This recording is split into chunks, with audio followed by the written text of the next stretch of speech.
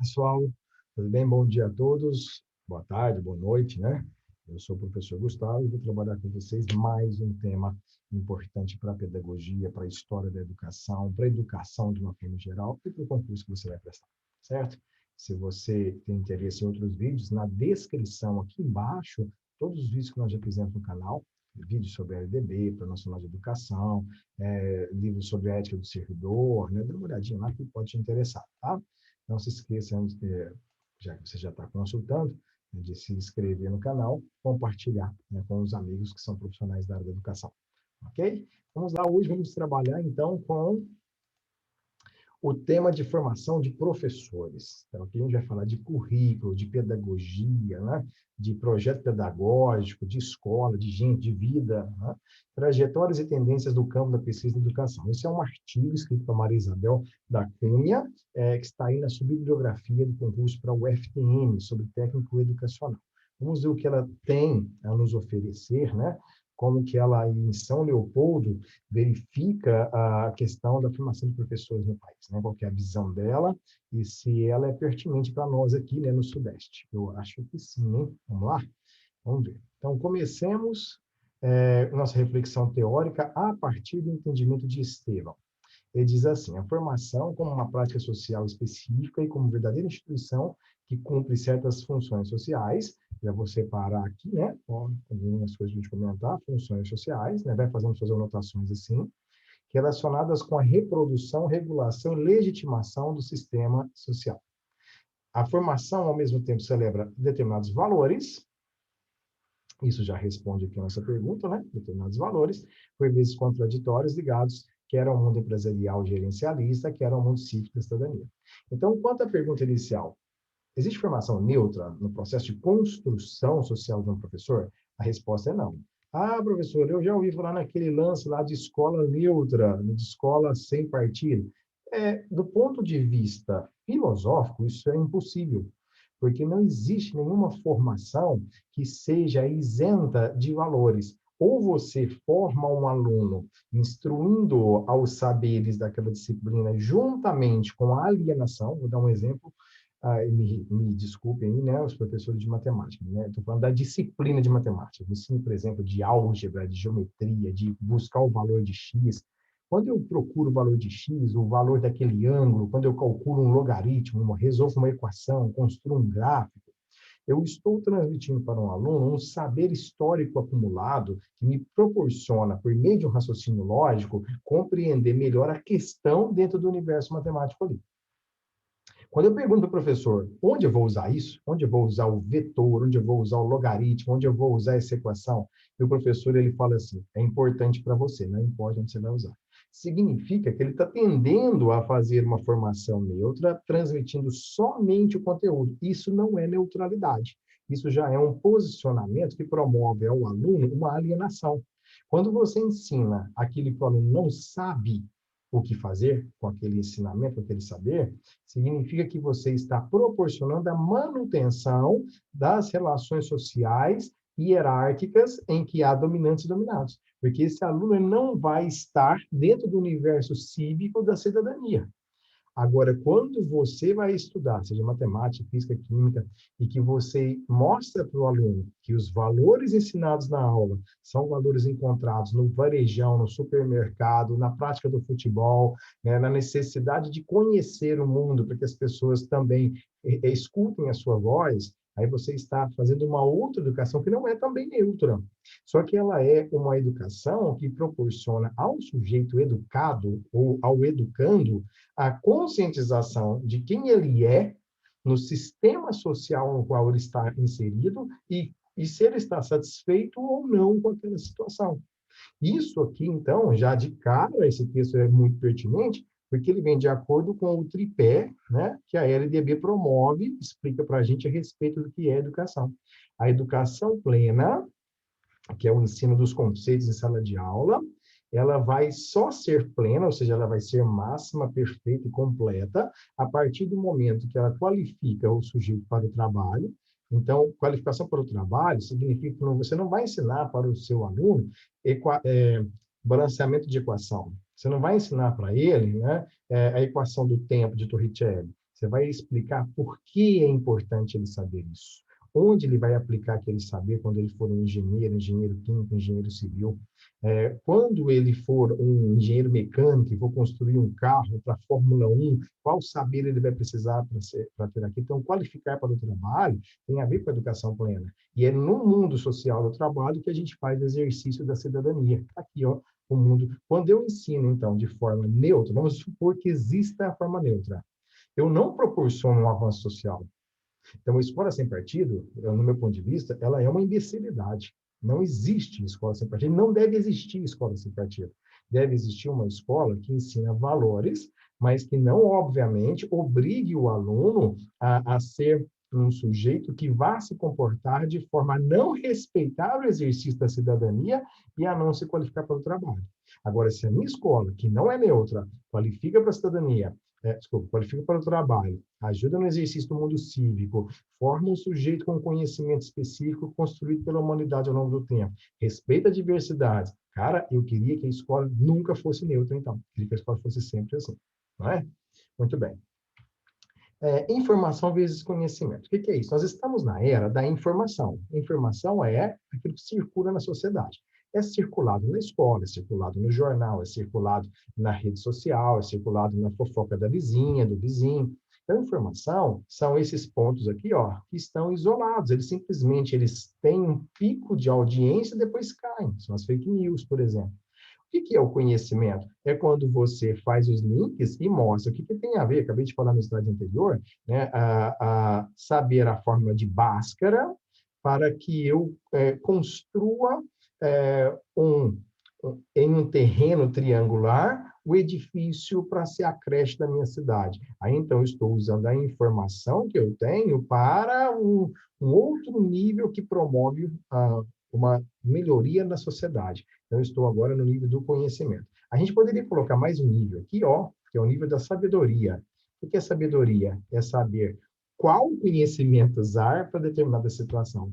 Não é? Você pergunta para um advogado experiente, para um engenheiro experiente, para um médico experiente, o que é a doença? Ele vai te dar essa informação aqui. A doença é isso, isso, isso. Como fazer para tratar? Ele vai dizer, ó, a gente tem o caminho 1, caminho 2, caminho 3, tem esse aqui, caminho 4. Qual deles é melhor para esse paciente? Aí ele vai estudar o paciente, o contexto do paciente, e vai optar pelo caminho 3. Aí é sabedoria. Beleza? Então, aqui, ó, na nossa sociedade informacional, cheia de coisas para ler e para se sentir informado, o que ela diz? Ó, o conhecimento tanto pode ser no lugar de resistência à regulação imposta, ela está falando conhecimento.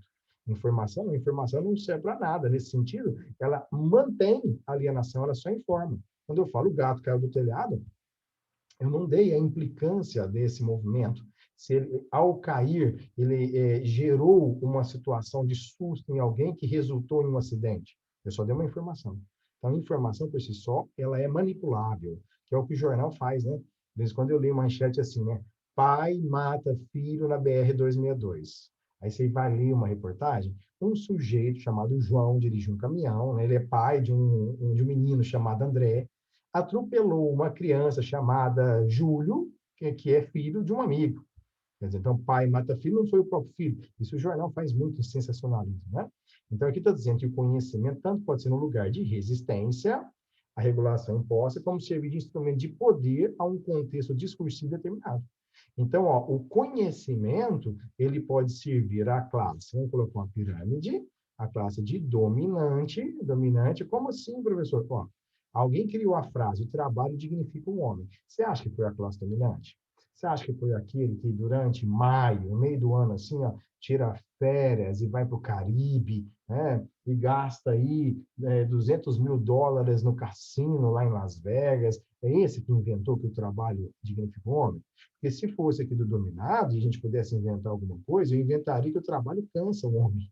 Né? O trabalho tira o direito do prazer e da intelectualização. Né? Então, nós temos dominante e dominado. O conhecimento, ou seja, a educação, ela pode, então, servir à manutenção do dominante enquanto dominante, obviamente, se ele está mantido aqui, o dominado não tem como sair, ou ele pode servir de resistência, ou seja, ele pode defender o dominado para que ele também participe das esferas de poder. Ou então que em um mundo utopicamente sonhado, não haja essa linha que divide dominantes e dominados. Como seria esse mundo? Um mundo, por exemplo, que só existisse escolas públicas, que o filho do prefeito pudesse estudar junto com o filho do empresário da cidade, junto com o filho do gari da cidade, e eles tivessem acesso às mesmas informações, acesso às mesmas condições, e aí sim nós teríamos um mundo que poderia ser competitivo, mas as situações do ponto de partida seriam iguais e democráticas, né? Agora, uma coisa que eu queria dizer para vocês, né, que a gente vai trocar esse conceito de resistência por um colocado por Peter McLaren, por um conceito de contra-hegemonia. Ah, qual que é a diferença? Eu acho que é a mesma coisa, hein? Ó, resistência, do ponto de vista técnico, imagina um muro e tem uma bola. A bola bate no muro e volta. A mesma força que ela exerce no muro faz ela voltar no sentido contrário, correto? Mas o muro em si não faz nada, o muro está parado. A bola vai voltar e vai bater de novo, e vai continuar. Esse processo, ele não vai transformar a sociedade, ele vai continuar do mesmo jeito, ininterruptamente. Agora, um discurso que não seja, então, de resistência, mas seja de contra-hegemonia, seria assim, ó, a bola bate, agora imagine, o muro agora, ele absorve essa bola, ele destrói a bola não vai voltar batendo demais, e ele avança um pouco mais, para poder, ideologicamente, propor aquilo de melhoria para a sociedade que ele considera correto. Então, enquanto o discurso de resistência é um discurso neutro, só para dizer que o limite da classe dominante em tal lugar, o discurso contra-hegemônica, ele fala a mesma coisa e ainda propõe uma mudança, vamos imaginar aqui, ó, uma sociedade em que a gente tem, em vez de uma pirâmide, nós tenhamos um retângulo. A gente poderia ter uma certa diferença, vamos imaginar que fosse uma diferença, mas ela não está maior ou menor para ninguém, né? Essa diferença ela foi aí sim promovida pela meritocracia, mas as causas que levaram a essa diferença não podem ter sido por falha do Estado ou por desejo do Estado, que é pior ainda, né? Mas o melhor seria que a gente vivesse numa sociedade que fosse assim, né? Que não precisa, que a gente pudesse pensar no outro, acreditar no outro, trabalhar para o outro e tudo mais, né? Muito bem, esse aqui é o Miguel Arroio. O Miguel Arroio foi secretário da Educação de BH, né? Português muito lúcido, com ideias brilhantes, vários livros importantes, né? Sobre a educação do professor e formação do professor, e tem um livro dele chamado Currículo é um Território. Então, o currículo é justamente a criação de uma ideia que vai promover, em termos de territoriais, até geográficos, né? A construção de um professor que possa transcender, ou ajudar esse aluno a transcender para um mundo melhor. Então, está aqui, ele diz assim, ó, a pedagogia nasce quando se reconhece que essa formação, envolvendo a ideia de fabricar o mundo humano, faz parte de um projeto, uma tarefa intencional e consciente. Para ser projeto, não pode ser de um só, lembra? Tem que ser coletivo, tá? Para ser coletivo, ele tem que ter a participação da sociedade, por exemplo, dos pais que estão naquela comunidade, dos alunos que estudam naquela escola, dos professores, dos profissionais de educação, os gestores escolar, né? Ou seja, de toda a sociedade. Onde é que está isso aqui na LDB? No artigo 14 da LDB, que fala de gestão democrática. E isso sendo intencional e consciente, ele vai, então, ensinar, né? O currículo vai ensinar um professor a ser aquele que promove a emancipação do aluno, não só aquele que transmite conhecimento. Ele transmite conhecimento, ele está a favor da classe dominante. Aí alguém diz, mas eu não faço isso, eu só ensino o que a minha disciplina determina. Isso é estar a favor da classe dominante. Indiretamente, sim, porque se você não promove a mudança social, se você encara que a sua disciplina é melhor que as outras, se você encara que existem particularidades na sua disciplina que não tem conexão com a outra, com a sociedade, se você acredita que o aluno não aprende é porque ele não se esforça bastante, significa que você está agindo como uma pedagogia, um pedagogo tradicional, liberal, mantendo a vida como ela é. E o aluno vai sair da escola sem aprender. E você ainda vai dizer que ele é bobo, mas a sua função era fazê-lo aprender, para que ele pudesse renovar a sociedade, tá? Bom, Espaços de aprendizagem. O que a LDB fala? Olha aqui no artigo 1º da LDB, a gente revisa aqui também. A educação abrange os processos formativos que se desenvolvem na vida familiar, na convivência humana, no trabalho, nas instituições de ensino e de pesquisa, nos movimentos sociais, nas organizações da sociedade civil e manifestações culturais. Ou seja, em todo lugar existe educação. E aí, no artigo 2, no artigo 2º, desculpa, ela vai dizer que, mesmo existindo todas essas pluralidades de espaço de formação, a lei vai tratar do espaço escolar. E aí vem todos aqueles artigos explicando como vai funcionar a escola brasileira. Tem uma aula sobre isso aqui embaixo, dá uma olhadinha, tá? E o texto da Maria Isabel, ele diz o seguinte, ó, os espaços de aprendizagem, eles incluem a formação, ok? Então, são isso aqui, ó, são esses daqui. Nós estamos falando do artigo 1º da LDB. Então, você foi formado, não é para a escola, aluno não é uma tabula rasa. Aluno chega, por exemplo, para mim, no ensino médio, dou aula para o ensino médio. Ele chega, você acha que ele chega analfabeto?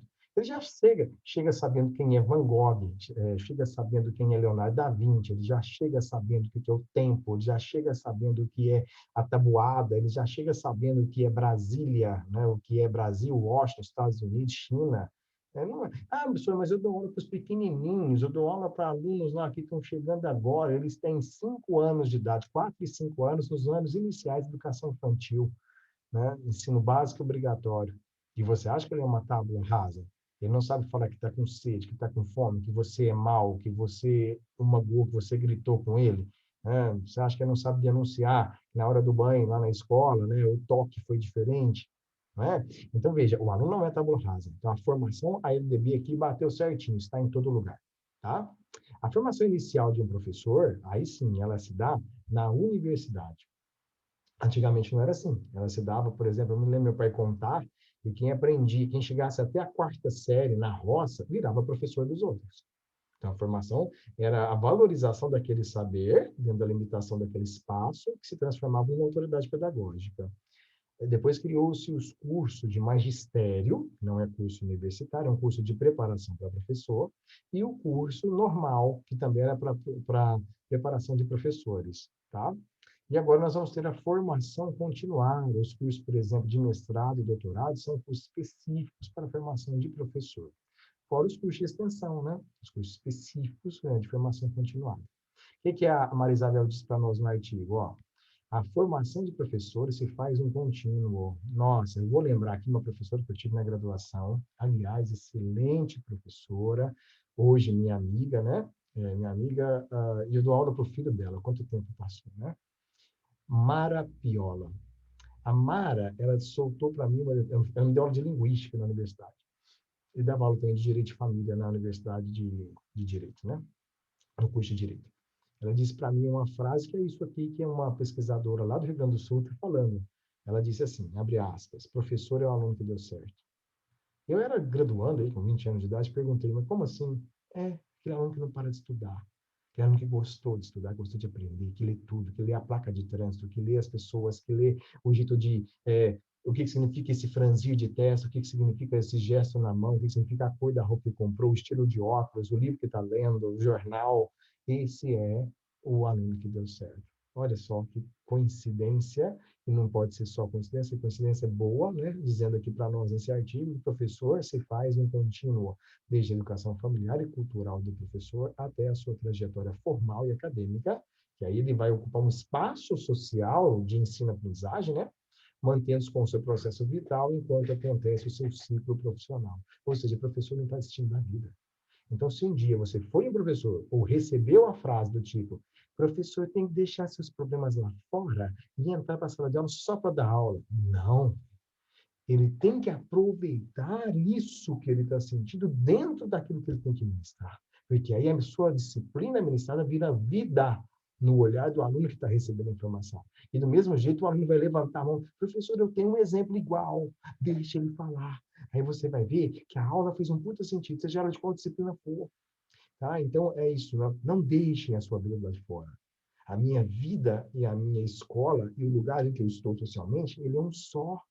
Eu não consigo ser dois Gustavos. Quem consegue isso, eu vou me explicar como é que é, mas com certeza está atendendo a uma pedagogia que a gente já viu, que simplesmente isola a vida da escola, e não pode ser assim. Foi assim o tempo todo. Você dá careca de saber que não deu certo. Né? Deu certo só para alguns.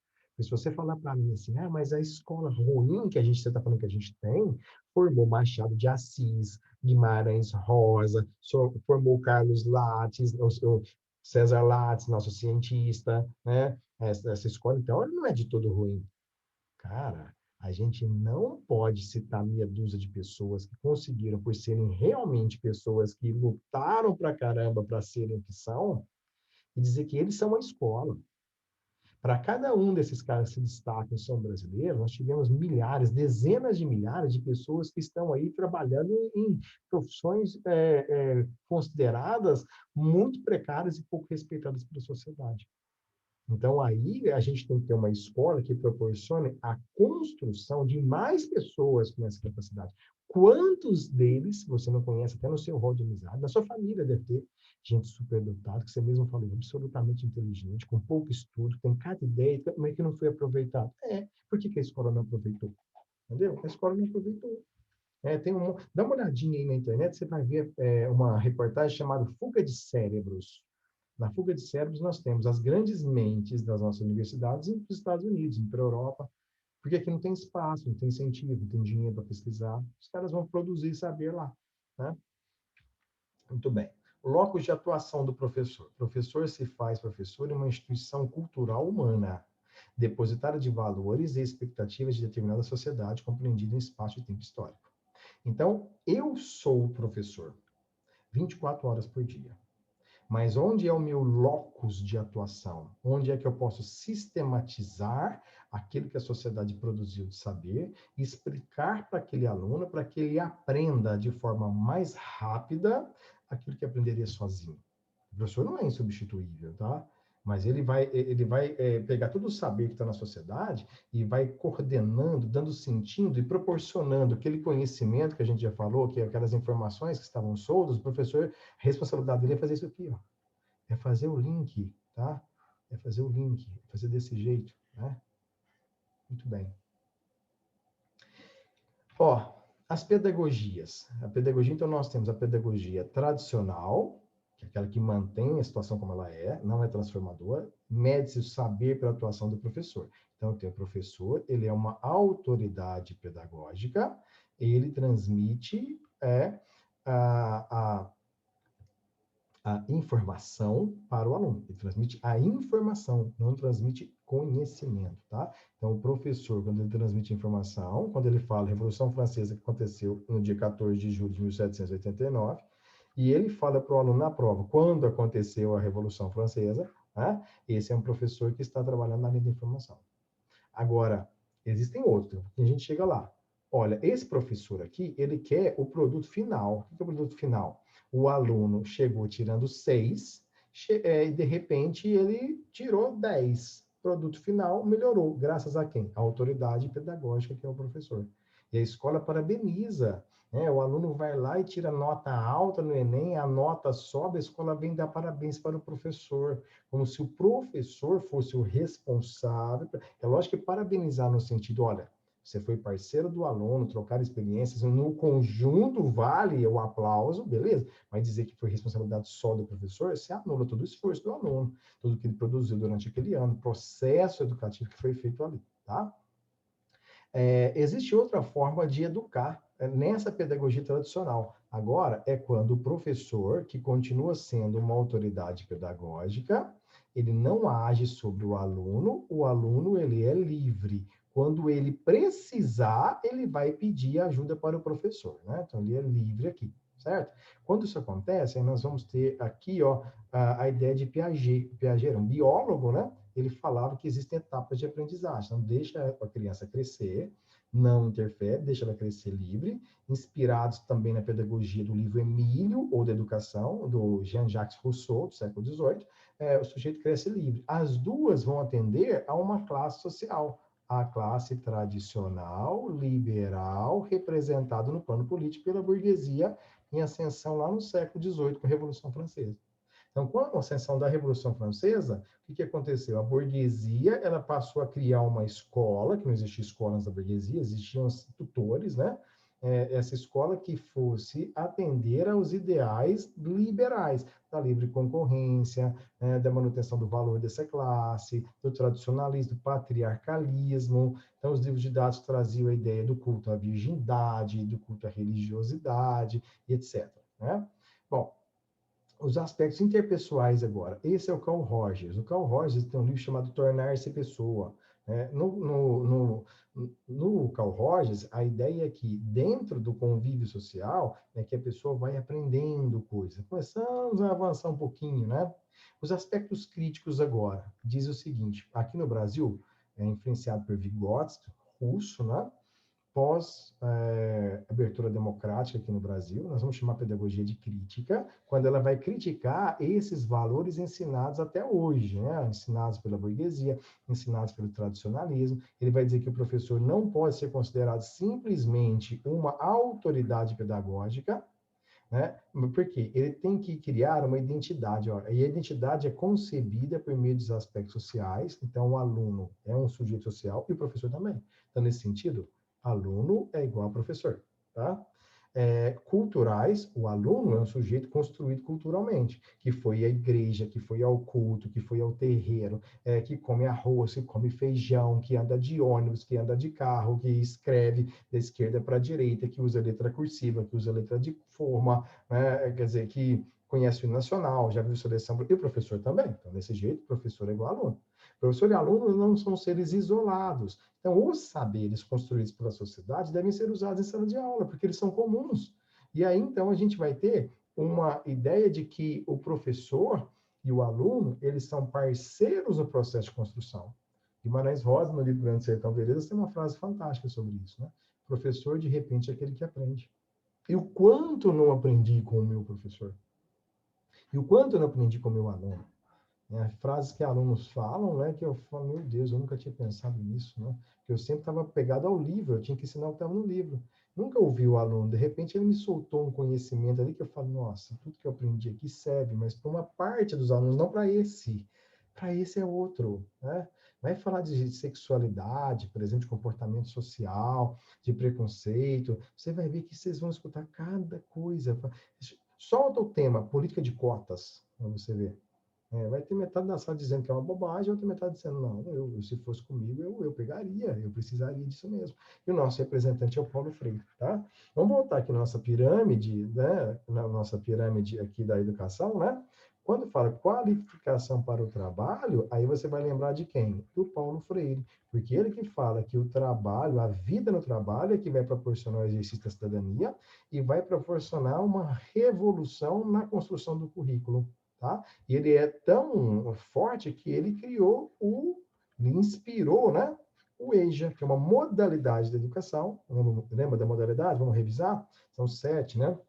Ensino à distância, ensino de jovens e adultos, que é o EJA, a educação especial, que é transversal a todas as modalidades e todos os níveis.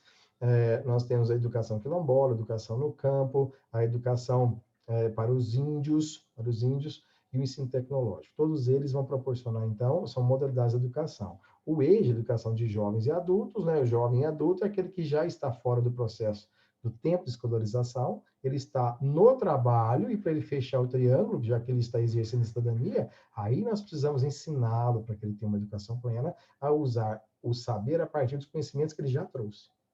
Então, você não vai ensinar matemática para o cara que é caixa de um supermercado, você não vai ensinar para ele logaritmo, você vai começar a ensinar a calcular troco, né? A calcular quanto quanto é o peso daquele produto que o sujeito está comprando, daquela fruta, daquela verdura, se ele comprar 600 gramas, quanto ele vai pagar, né? É isso que você vai fazer primeiramente com aquele sujeito que precisa ser alfabetizado, né? E depois ele vai, consciente de que ele é um profissional melhor, ele vai procurar novas etapas, né, mais específicas da sua educação. Ele pode se tornar, né, um contador. Para ser contador, ele não vai ficar só no troco e no cálculo de quanto custa meio quilo de cada coisa. Né? Ele vai trabalhar outras formas, outras situações inerentes à vida do trabalhador. Beleza? Muito bem. O que acontece na escola é o seguinte, ó, eles me dão 10 possibilidades, vamos imaginar aqui, 10 possibilidades do uso da matemática, 6, 7, 8, 9, então eu aprendo cálculo, eu aprendo logaritmo, potência, eu aprendo gráfico, né?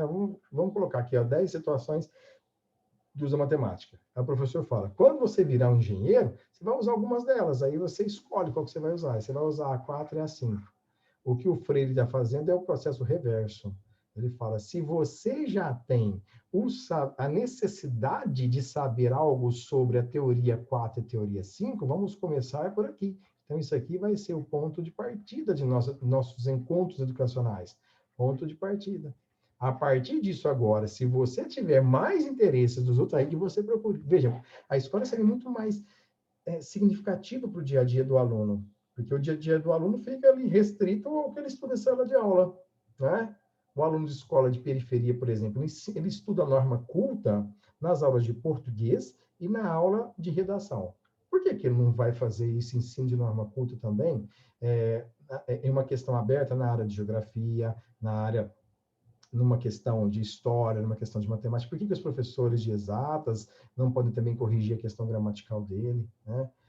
Por que só o professor... Agora, veja, o aluno tem 2 aulas de português por semana. Você acha que ele vai sair dali dominando a língua portuguesa, sendo que ele tem mais 22 horas do dia dele fora daquele espaço que é de língua portuguesa? Quando ele vai para a casa dele, ele encontra a família inteira falando nós vai, né? Nós é.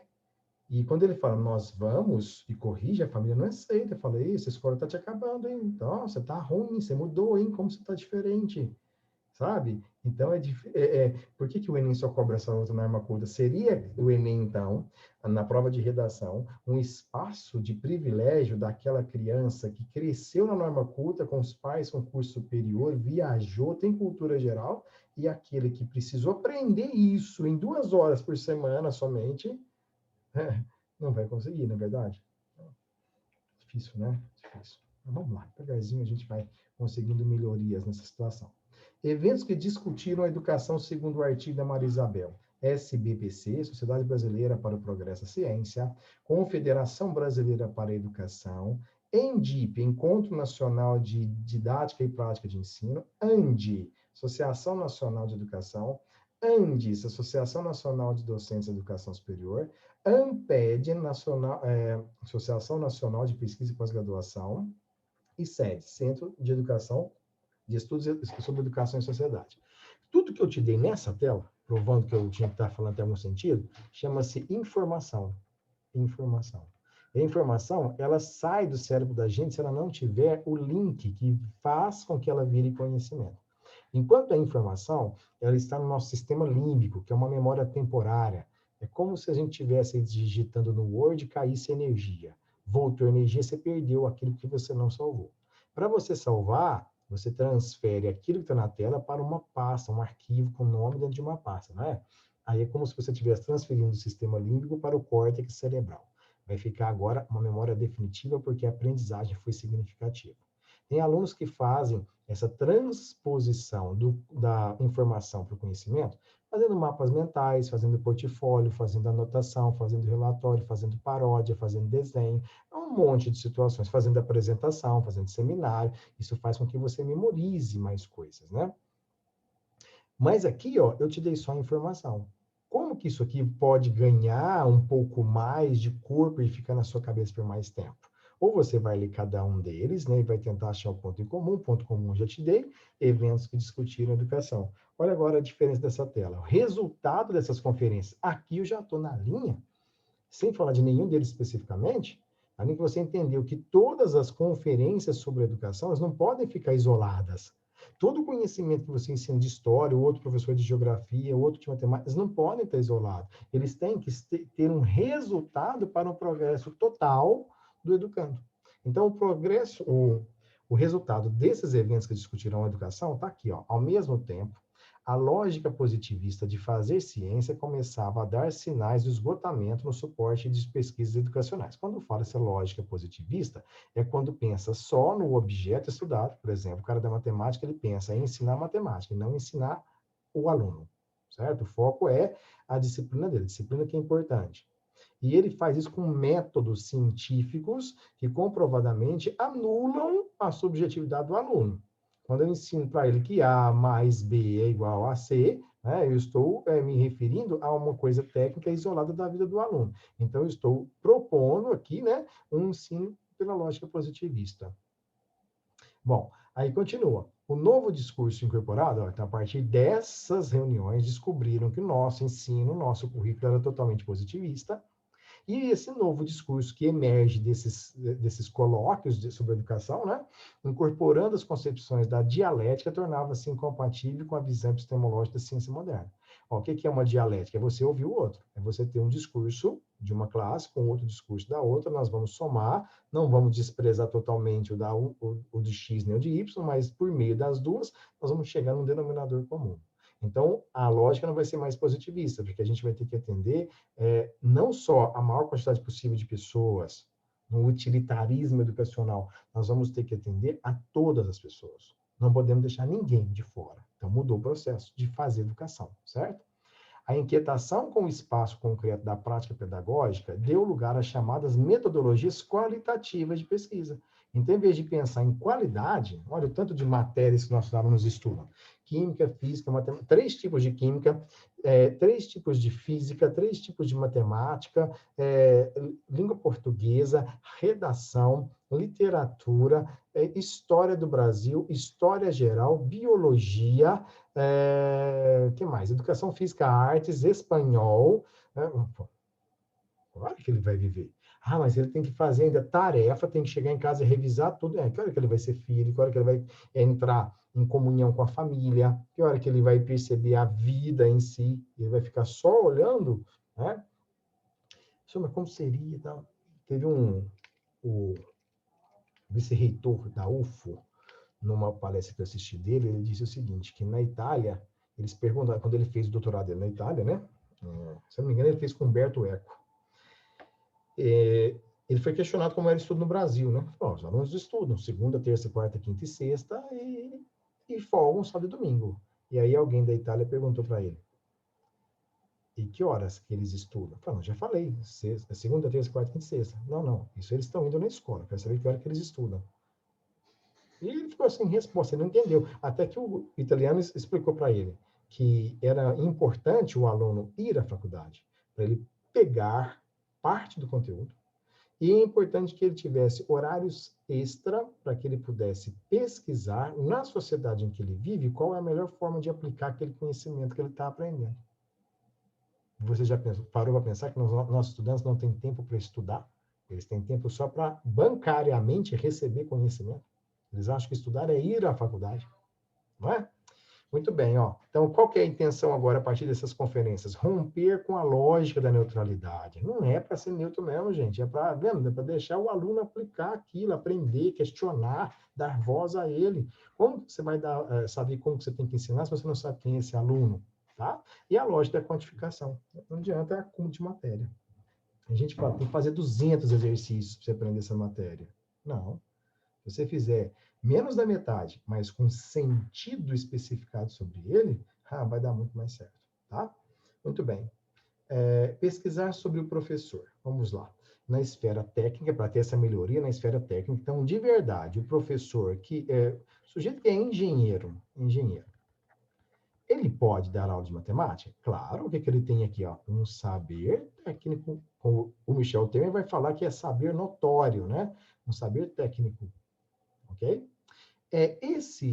Esse professor aqui, ó, na esfera pessoal, ele está professor ou ele é professor? Será que ele está fazendo uso do lugar social dele como um bico até ele arrumar um emprego como engenheiro em alguma empresa e abandonar? Ou ele é mesmo professor? A partir disso, quais são as motivações pessoais que o fazem estar ali? E depois disso, na esfera profissional, que tipo de formação ele vai ser para exercer agora uma outra profissão? Porque ele foi treinado para exercer a profissão de engenheiro.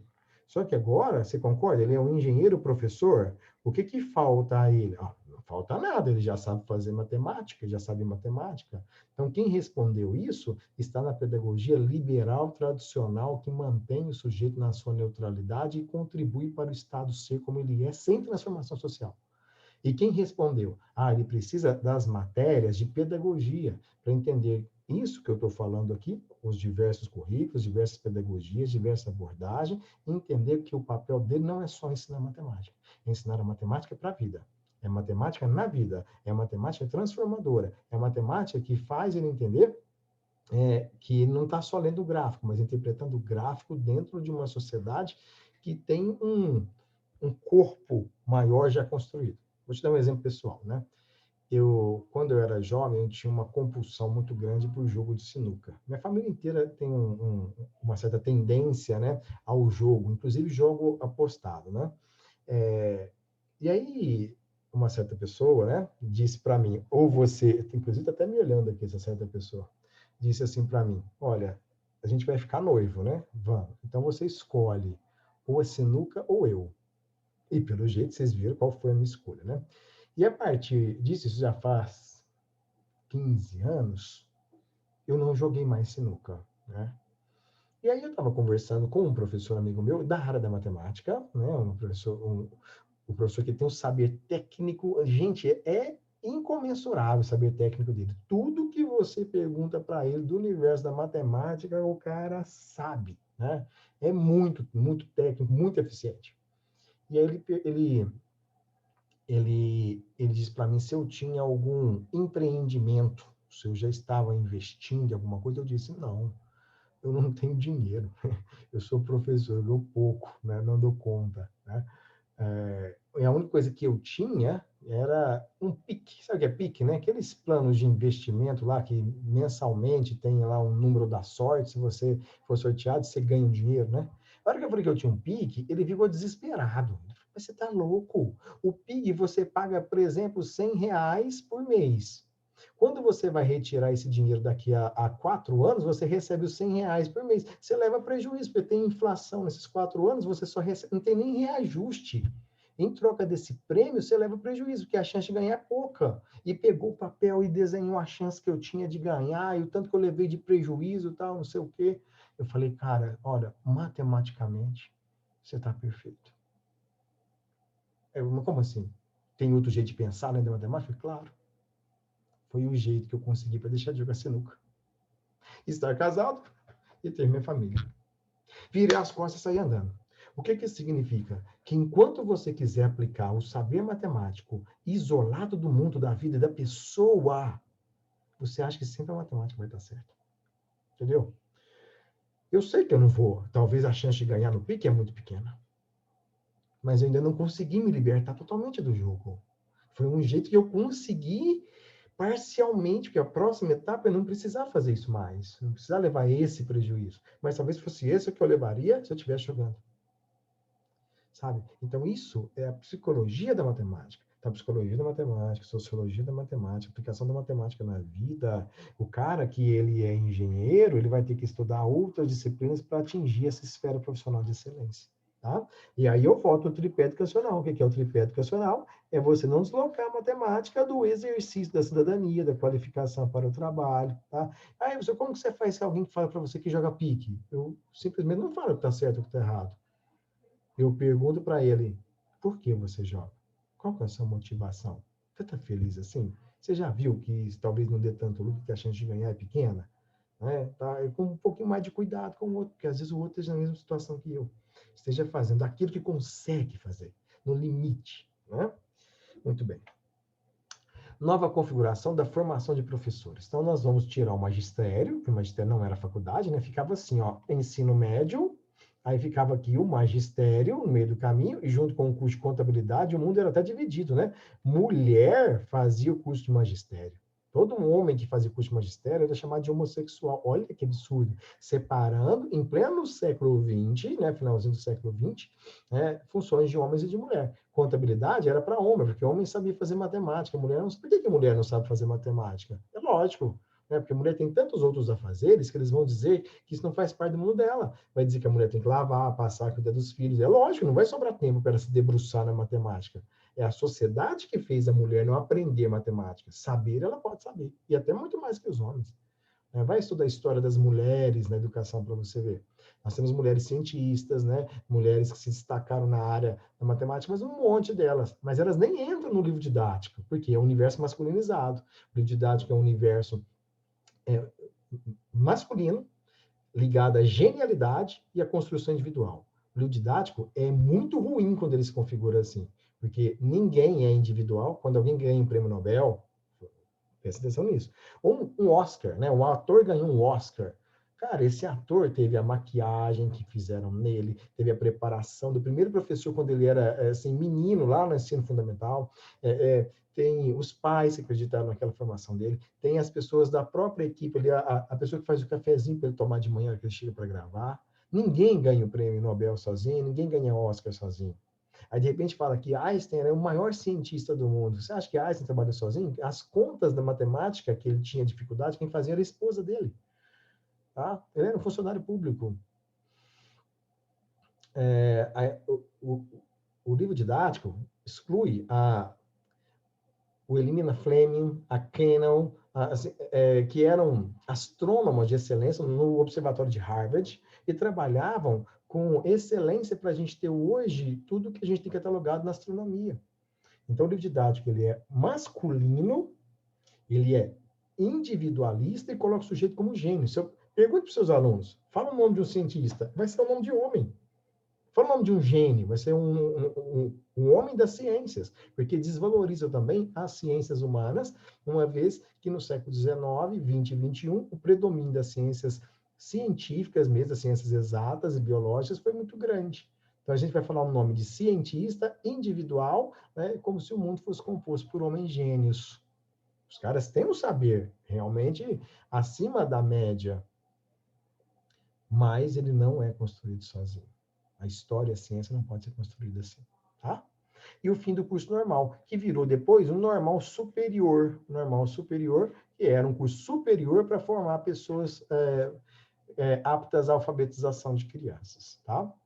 Bom, então isso aqui, né, vai acabar, porque todos os cursos deveriam ser formados, né, a partir da educação superior. Então, para que serve o curso de licenciatura? Para formar professor. E o curso de especialização, por exemplo, para aprofundar em conceitos e formar professores. Melhorar a condição do professor ali, né? O currículo do ensino superior que forma o professor deve enfatizar as dimensões, veja, não deve enfatizar a disciplina, que eu falei de matemática, não deve enfatizar a matemática, ou a física, ou a química, ou qualquer outra. Deve enfatizar nos currículos a psicologia da educação, a política da educação, a política profissional do professor, né? E a política cultural daquele sujeito inserido na sociedade. Aí você tem, assim, uma educação junto com os saberes técnicos, uma educação de que você vai respeitar o outro, né? Isso tem que ser muito claro, né? Muito claro. Contexto contraditório, então. Queda do Muro de Berlim, ascensão da narrativa vencedora da Segunda Guerra. Nós tivemos 3 narrativas na Segunda Guerra. A narrativa do nazi-fascismo, a narrativa do socialismo e a narrativa do capitalismo. Olha, eu vou compilar rapidinho o que elas significam. Pergunte para alguém, em 1940, mais ou menos aí com 30 anos de idade, 35 anos de idade, qual é a função dele na sociedade? Ele vai dizer para você assim, a minha função é limpar a sociedade dos gays, dos negros, dos ciganos, que estão aqui sujando o nosso mundo. Esse cara é um nazista, beleza? Pergunta para outro, qual que é a sua função na sociedade? A função é organizar isso com leis rígidas, tiradas do positivismo da polícia militar, por exemplo. São fascistas, beleza? Pergunte para o outro, qual que é a sua função na sociedade? Minha função é transformar a sociedade para que a gente viva num estado mais justo, com uma distribuição de renda igual a todos. Você é um socialista. Qual que é a sua função na sociedade? Promover condições de ascensão social pela meritocracia e pela produção do indivíduo. Você é um capitalista. Na Segunda Guerra Mundial, a gente sabe que o fascismo ele acabou sendo destruído, né, com a morte, o assassinato de Mussolini. Hitler dá um tiro na boca depois de tomar veneno. Então, essas narrativas elas deixam de existir. ficando com pequenos focos, né? Pequenos partidos em algumas sociedades, né? Depois da eleição de Donald Trump, nós tivemos uma reunião, parece que a cadela pariu algumas coisas a mais, né? E foi subindo, né, a quantidade de pessoas ligadas a essa ideia mais incisiva de governança. O socialismo também ficou restrito ali a uma parte da China, né, chamada socialista de mercado, Cuba, né, Cuba já está abrindo, então ficou, na verdade, vitorioso o capitalismo. Então, a queda do Muro de Berlim, ela gera agora, na educação, como o professor deve agir, que tipo de currículo ele deve ter, né? Olha só o que está aqui entre aspas. Ainda com a perplexidade, a educação em geral e a universidade em particular viram-se em um embate entre a democratização, ou seja, a nova forma de uma república se orientar, e a resposta da exigência de um novo produto cambiante, de um mundo produtivo cambiante. Ou seja, de novo, a sociedade ela vai continuar como? Ela vai, a educação vai ajudar as pessoas a terem oportunidades iguais, ou ela vai treinar pessoas para a produção capitalista.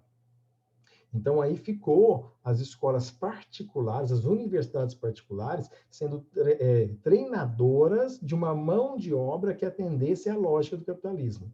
E as universidades públicas questionadoras dessa mão de obra. Esse é o grande paradoxo da educação brasileira. Tá? Ó, qual é o papel do professor? Reproduzir uma pedagogia pré-determinada ou propor uma reflexão crítica contra essas ideologias? Percebeu que não é importante ou significativo termos uma educação sem ideologia? Eu sou a favor disso. Né? Eu acho que nós temos que questionar o tempo todo. Certo? Muito bem. O espaço, então. O que é um espaço? O espaço, professor, é uma linha que define planos, né? O que está de fora e o que está de dentro, por exemplo. Mas o espaço Foucaultiano, né? Michel Foucault é um filósofo aí dos anos 60, 70, discípulo de Jean-Paul Sartre, ele fala de espaço social. O espaço social, ele define o seu lugar social, a sua atuação na sociedade. Por exemplo, eu ocupo um espaço, eu tenho um volume, né? Então, se eu entrar numa banheira, vamos fazer como Euclides lá, né? Euclides, quando ele fala eureka, segundo a lenda, né? Ele entra numa banheira e vê que a água que estava no limite transbordou. Isso é uma invenção, né? Isso não tem como fazer desse jeito, nesse sistema. Vamos imaginar que ele é didático, né? Imagine, eu tenho lá 100 litros de água numa banheira. Entro nessa banheira, né, que estava no limite, a hora que eu entro nessa banheira, saem de lá uma quantidade X de litros de água. Esse é meu volume. Então, eu ocupo esse espaço na sociedade. Mas isso seria ridículo, né? Se eu pensar que eu sou pai, eu sou professor, eu sou marido, eu sou filho, eu sou leitor. Eu sou um formador de opinião, sou um formador ideológico. Então, eu ocupo um lugar social. E esse lugar social é que define quem eu sou, e isso as pessoas sabem por causa do meu discurso, meus discursos. E esse discurso, ele vira autoridade a partir do momento que você ocupa um espaço social considerado de prestígio. Vou te dar um exemplo. Vocês, em sala de aula eu uso muito esse exemplo. Eu falo assim, gente, vocês ficaram sabendo que o Donald Trump, que o Joe Biden foi assassinado hoje de manhã na Casa Branca? E todo mundo fica assim, ó. Vocês não sabem disso? E todo mundo fica assim, como assim tal? Pois é, vocês não sabem disso. E aí vocês vão chegar em casa duvidando disso, né? Ou então vocês vão pegar o celular na hora do intervalo e vão olhar as notícias. E aí você vai clicar lá na Globo e vai vir o William Bonner, né? Hoje de manhã, manifestantes conseguiram entrar na Casa Branca e assassinaram o presidente democrático Joe Biden com 8 tiros. Você fala, nossa, o professor Gustavo tinha razão, é verdade. Veja só, eu falei a mesma coisa que o William Bonner. Por que não acreditaram em mim e por que acreditaram na Globo? Porque ela ocupa um espaço social muito mais legitimador da verdade do que o meu.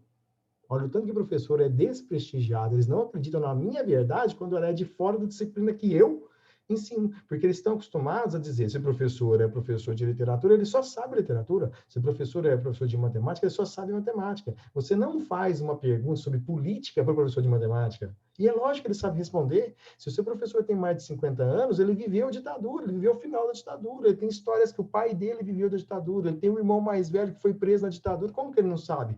Porque ele dá aula de matemática, ele não sabe. Essa é a ideia de ter uma escola separada, uma disciplina separada das outras. Você não confia naquele que te ensina, se for de fora do saber que ele se propõe a falar em sala de aula. Está muito errado isso. Meu sogro, meu sogro é formado em matemática, ele é um economista formado pela USP, dá aula aqui na Uniub, dá aula de matemática financeira, educação financeira, um monte de coisa que você pensar, né? Cara, ele foi seminarista. Ele ajudou a fundar o PT em São Paulo, ele trabalhou com o Lula, conhece aquele pessoal todo. Depois ele não concordou com o partido, se separou, veio para Uberaba, morou em Uberlândia, foi secretário do governo de um dos prefeitos de lá. Então, não é porque ele é da matemática, ele não sabe. Aliás, é o contrário. Quando eu falo em Camões, ele declama 2 ou 3 sonetos que ele lembra de ter estudado no ensino médio. Quando eu falo de essa de Queiroz, de Jean Paul Sartre, ele sabe tudo, velho. Mas ele está falando de matemática. Isso é que é o legal, certo? Muito bem. Para provar que isso é importante, né? Eu sou formado em letras, licenciado em letras, isso há quase 20 anos, né? Especializado em ensino de literatura e crítica literária pela UFTM, mestrado em educação sobre leitura, né, e preferência de leituras dos adolescentes do ensino médio pela Uniub, e agora eu faço física na UFTM. Ou seja, e para mim não tem diferença. Eu quero ensinar qualquer coisa, né? Vamos lá então, o que diz aqui? O lugar da formação, antes apenas visto como uma questão de propriedade formativa, passou a exigir análise no âmbito de estratégias políticas. Nesse contexto, as ideias de Hargreaves a respeito da geografia social na formação docente precisam ser destacadas, pois reforçam a ideia de que o espaço em que se dá a formação docente constituiu-se importante, podendo modificar e acrescentar contingências às trajetórias gerais da formação, tornando-se uma característica relevante nas instituições e das interações humanas. Então, o espaço não é só geográfico, ele é um espaço de trocas humanas para acrescentar a contingência. Então, a sensibilidade do professor, contingência em filosofia, gente, significa o acaso, aquilo que não é controlável. Então, eu tenho uma base nacional comum, curricular comum, que é o que todo mundo tem que saber, e tem as contingências, que nós vamos chamar de itinerários formativos. Cada região vai colocar uma especificidade, de acordo com a sua demanda, de cursos que aqueles alunos naquela comunidade eles precisariam saber nesse momento, o que não significa que o ano que vem vão ser os mesmos. Porque a sociedade muda, né? A escola não pode. Eu acho engraçado, as escolas usam livro didático, né? Usam sistemas de ensino, apostilas, usam a mesma há 10 anos. Eu dei aula num colégio em São Paulo, quando eu me formei há 14 anos atrás, né? E aí eu estou trabalhando em outro colégio da mesma franquia que usa a mesma apostila, com os mesmos exercícios, o mesmo jeito. Isso é só para ganhar dinheiro, então, porque os nossos alunos são completamente diferentes. Nós estamos numa geração de pessoas alfabetizadas no Windows e nós ainda estamos ensinando do mesmo jeito que se ensinava há 14 anos atrás, né? Deve ter alguma coisa errada, deve ter alguém com interesse em diminuir o custo e aumentar o lucro, né? É isso que a gente está discutindo. Milton Santos é um advogado, mas muito mais conhecido como geógrafo, né? Cara, muito lúcido. Olha a frase dele lá, né? O poder da geografia é dado pela sua capacidade de entender a realidade em que vivemos. Então, se é matemática, tem que ensinar o que a gente vive. A geografia tem que ensinar isso, a história. Cara, é isso. A gente tem que ensinar o quê? Vida. Olha lá, ó, o espaço se globaliza, mas não é mundial como um todo, senão como metáfora. Quem pode se globalizar são as pessoas e os lugares. A rua que seu pai cresceu é a mesma rua que você cresceu. Né? A cidade em que ele viveu é a mesma que você viveu. As relações sociais e os lugares sociais é que mudaram. Seu pai ia comer cachorro quente com a sua mãe. Você foi num restaurante japonês.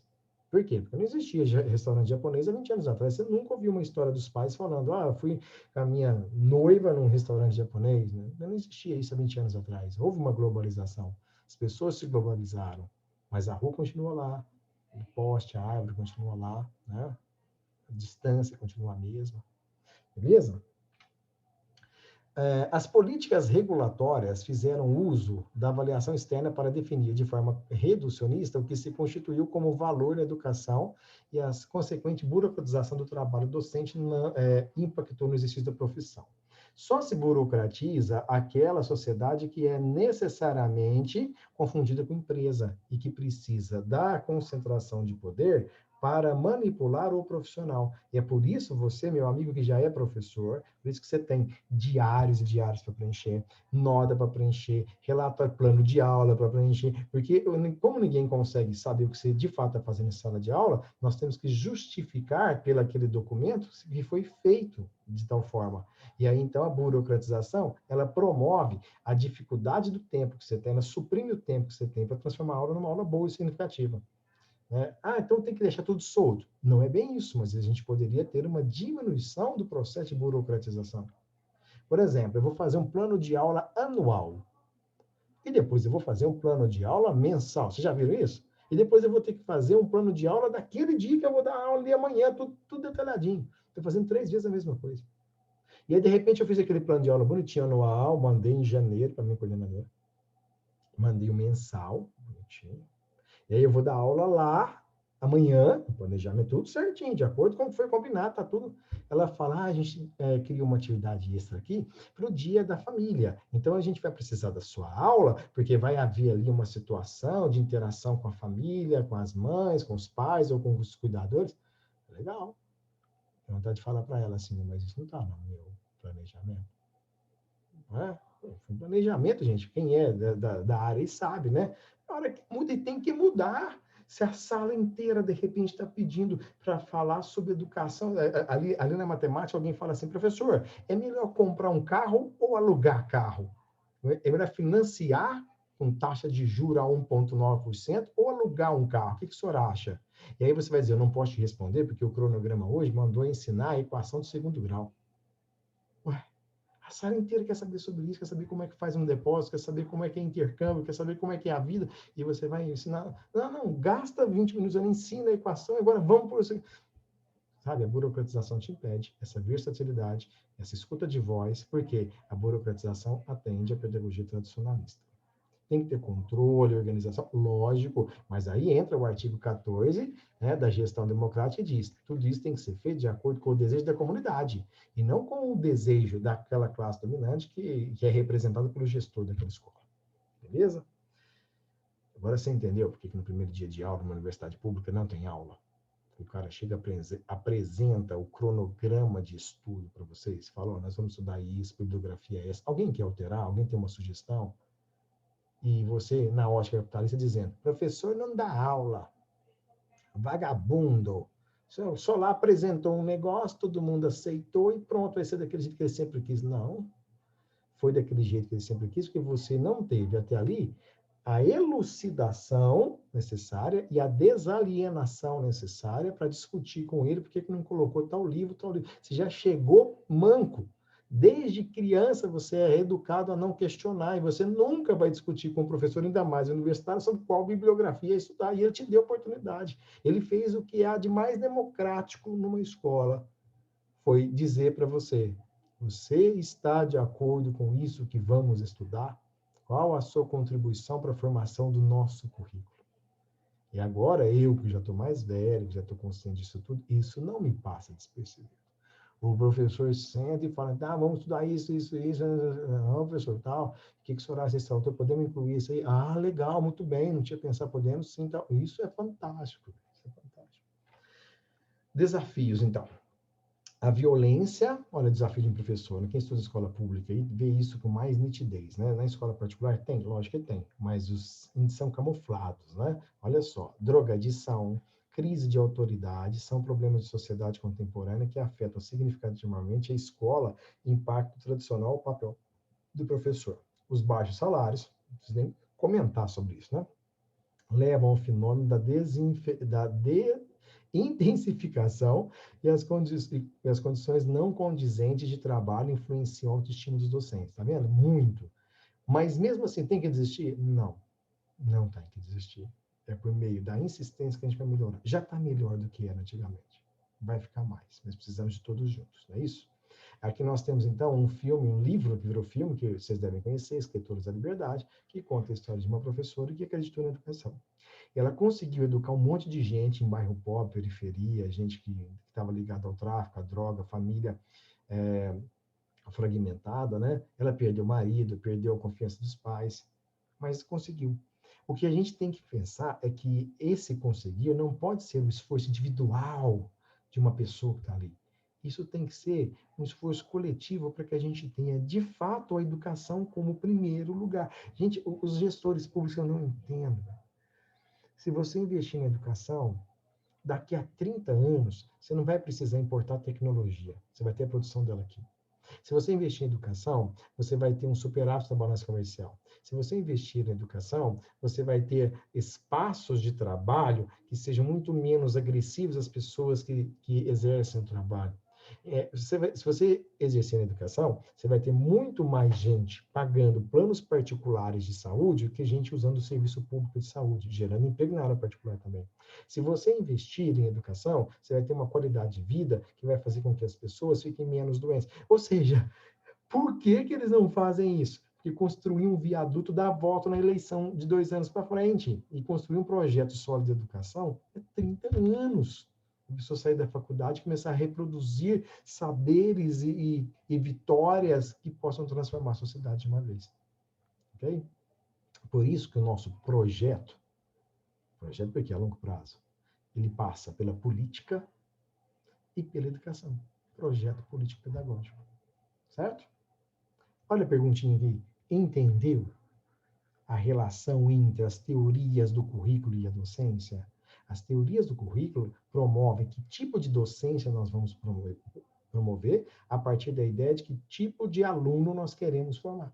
Se eu quero formar um aluno que só faz silêncio, ele aprendeu isso na igreja, no culto, né, na sessão espírita, ele aprendeu a ficar em silêncio, ele aprendeu a não questionar, ele aprendeu a dizer assim, chegar em casa e falar assim, meu filho é bom, porque tudo que eu peço ele faz, ele não questiona. Meu aluno é bom, porque copia tudo e não questiona. É esse o aluno bom? Se for esse o aluno bom, você tem uma sociedade que não vai se modificar. Tá? Se você quer um aluno questionador, mas que seja respeitoso, não um questionador que vai quebrar tudo, fazer uma revolução e matar todo mundo. Não. É um aluno que, dentro das constituições democráticas, respeitando os valores significativos para a humanidade, para a sociedade que ele vive, ele consegue transformar algo em ainda melhor, algo bom em algo melhor ainda, e algo ruim em algo melhor. É isso. Esse é o aluno que eu quero, tá? Então, as tendências pedagógicas e seu impacto na educação. Isso aqui você vai ler com calma, tá? Printa essa tela aí se você achar que é interessante, então depois você dá um pause, veja com calma.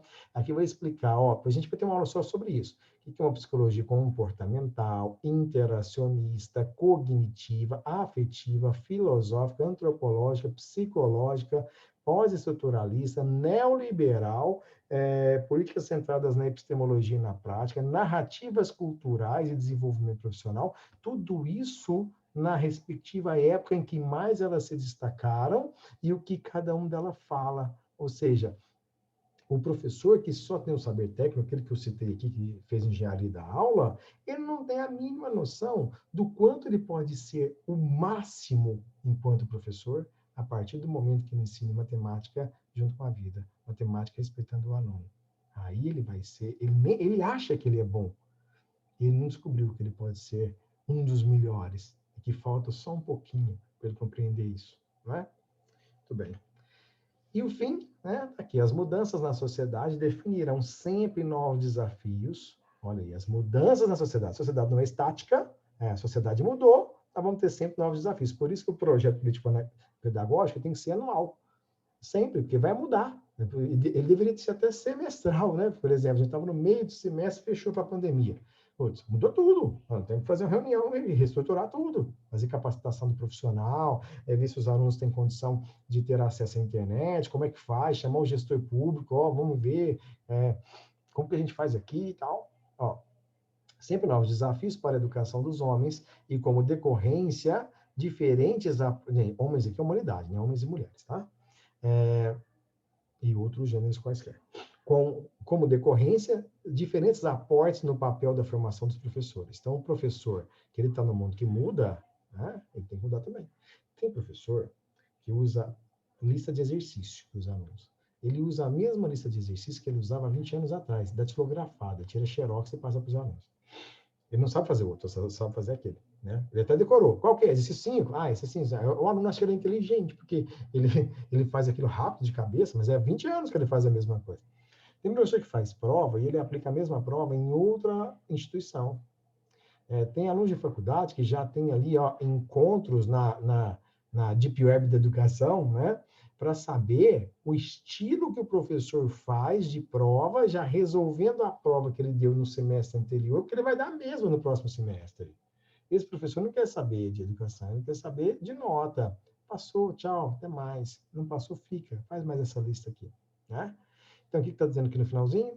Esse se coloca como um permanente desafio para a pesquisa e para a universidade. Então, a pesquisa e a universidade, pesquisando sobre o professor, ela vai nos dar a dimensão de quanto o professor tem que ser, resumindo aqui o nosso artigo, ele tem que ser resiliente. Não no sentido de aguentar tudo que vem de cima, mas no sentido de ser metamórfico, tá? Ele tem que ser transformador. Ele tem que ser crítico. Porque se ele for pacífico no sentido de receber tudo que está no mundo e não se posicionar, ele não ocupa o seu espaço social. Ele reflete o espaço social de outros, tá? Então ele tem que ser protagonista da sua própria ação. É isso, né? Espero que tenha gostado. Compartilhe o vídeo. Comente aqui o que você mais gostou, o que você menos gostou. Eu respondo você, tá bom? Até mais. Obrigado. Tchau, tchau.